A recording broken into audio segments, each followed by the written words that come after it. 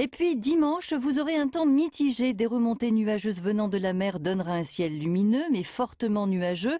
Et les nuages de temps en temps tellement épais lâcheront quelques ondées plutôt sur les Alpes. Lundi, l'humidité sera à l'honneur. Quelques pluies éparses débuteront l'après-midi sur la Provence et plus tard sur le reste de la région. Mais mardi, le temps s'améliorera nettement. Excellente soirée à vous tous. Merci, à bientôt.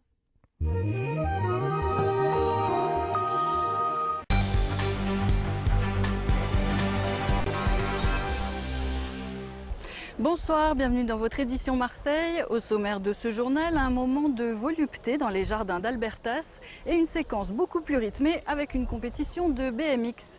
Mais tout de suite, nous allons assister à l'élection des vice-présidents de la communauté urbaine Marseille-Provence-Métropole. Le jour où la métropole rentre en exercice, le 1er janvier 2016, vous deviendrez des maires de secteur. Voilà ce que vous serez. C'est pas mal ? Allez demander à monsieur Arsante. Séance houleuse cet après-midi à la communauté urbaine. Comme prévu, la décision du président Guy Tessier de ne présenter que des candidats de droite aux 15 vice-présidences a fait grincer les dents de l'opposition. Roland Povinelli, le maire socialiste d'Allo, a été le premier à regretter ce changement des usages. Mais tous ont fait part de la même inquiétude. Comment construire ensemble la future métropole dans ces conditions ? Que nous ne sommes pas d'accord avec la façon de procéder. Pour y arriver, il faut que ça se fasse que ce soit apaisé, que l'espace soit apaisé et que nous ne soyons pas dans des rapports politiciens et plutôt dans des rapports d'intérêt métropolitains. Et je trouve que la façon de faire au niveau de la communauté urbaine ne prépare pas malheureusement à ce qu'on pourrait faire par la suite. Combien avez-vous pris dans votre majorité d'aujourd'hui d'adjoints de l'opposition ? Pour Guy Tessier, charité bien ordonnée commence par soi-même. Il était donc logique qu'il confie les vice-présidences aux 12 maires qui ont voté pour lui. Les 3 postes restants ont été attribués à des conseillers communautaires à la demande de Jean-Claude Gaudin. Il fallait bien payer la dette des municipales. Guy Tessier assure l'avoir fait de bon cœur et récuse les critiques de l'opposition. Ils sont présents dans toutes les instances. J'ai ouvert toutes les portes. J'ai même obtenu des félicitations de démocratie de la part de gens de gauche en disant c'est pour la première fois vous allez créer une entité d'élus pour travailler à la métropole qui n'existe pas. Mon prédécesseur ne s'en est jamais occupé. Je propose à tous les maires d'être leur porte-parole, de travailler avec eux. Et vous me dites qu'on ne travaille pas, mais à quel point de vue on ne travaille pas ensemble ? Majorité oblige, les 15 vice-présidents ont été élus sans surprise. En signe de protestation, l'opposition s'est abstenue. Une certaine agitation règne autour de l'escale Borelli. Et pour cause, une compétition de BMX s'installe pendant 3 jours sur fond de musique électronique. Le WhatsApp Festival, c'est du BMX, de l'électro, mais c'est avant tout l'histoire de 2 copains, JC et Benjamin. L'un mordu de freestyle, l'autre de musique, ils ont réuni leur passion pour réveiller le bord de mer marseillais. Il manquait des compétitions internationales en BMX avec du très très gros niveau. Là, on a vraiment les meilleurs riders au monde. Et ensuite, en musique, on voulait faire un festival house électro. Et voilà, donc on voulait regrouper les deux pour faire un bel événement. Du sport, du fun, à boire pour ceux qui veulent, à manger, voilà, tout ce qu'il faut. De la musique. Et la musique pour Justin, la star marseillaise du BMX, c'est indissociable du sport. Même s'il l'avoue, il préfère le rock.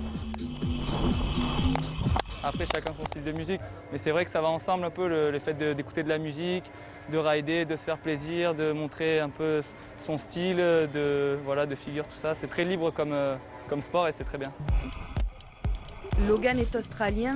À 20 ans, il a déjà remporté les plus grandes compétitions internationales. Mais à Marseille, il y a une saveur particulière. Je trouve que c'est génial ici, le bol est super. On peut vraiment s'éclater, on a une magnifique vue juste en face de la plage, c'est vraiment génial. WhatsApp Festival, finalement, c'est 3 jours de compétition, 3 jours de musique, le tout les pieds dans l'herbe et surtout sous le soleil.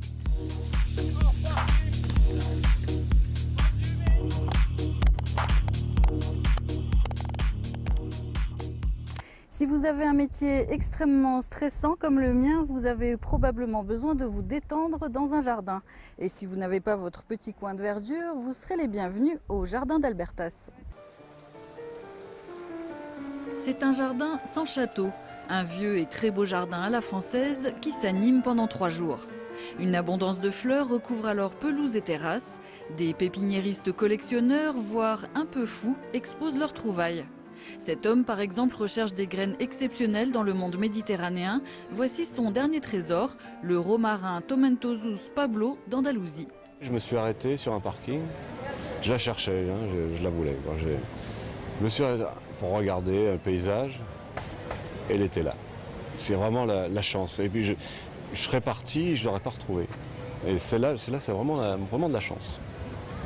Et donc voilà. Il y a certaines plantes, je les ai dans la tête, je les veux. Et donc je vais chercher les graines là où elles sont.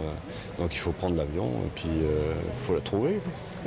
Parce que dans les forêts, des fois, c'est pas si simple, quoi. Au XVIIe siècle, les jardins appartenaient aux seigneurs de Bouc-Bel-Air. Aujourd'hui, ils sont gérés par 3 générations d'Albertas, toujours d'accord pour planter, un peu moins quand il s'agit d'arracher. C'est un joyau familial qui coûte du temps, mais qui structure la famille. Et à chaque fois qu'on est là, on est très content et le temps s'arrête un petit peu. Je dis toujours que le temps s'arrête un petit peu quand on arrive au jardin, quoi. On vieillit pas au jardin. Puisqu'on ne vieillit pas au jardin, les allées sont remplies. 17 000 visiteurs en 3 jours l'an dernier. On a pris des petits agrumes, des rosiers mutabilis. C'est merveilleux. C'est merveilleux. C'est comme si on était des enfants dans un magasin de jouets, en fait. C'est à peu près ça. Hein, Jo, c'est vrai. 7,50 € l'entrée.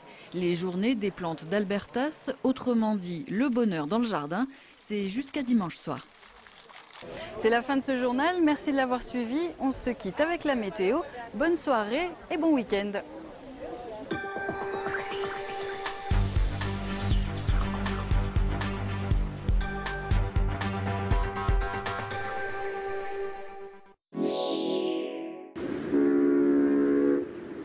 Une traversée zen sur France 3 en regardant la météo avec la méridionale.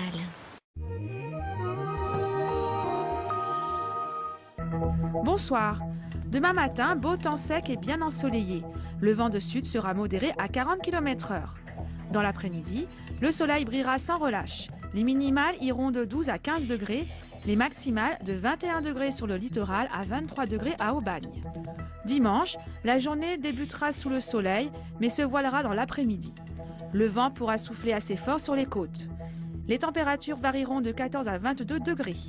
Lundi, belle journée et vent faible. Les températures seront stables. Bonne soirée sur France 3 et bon week-end.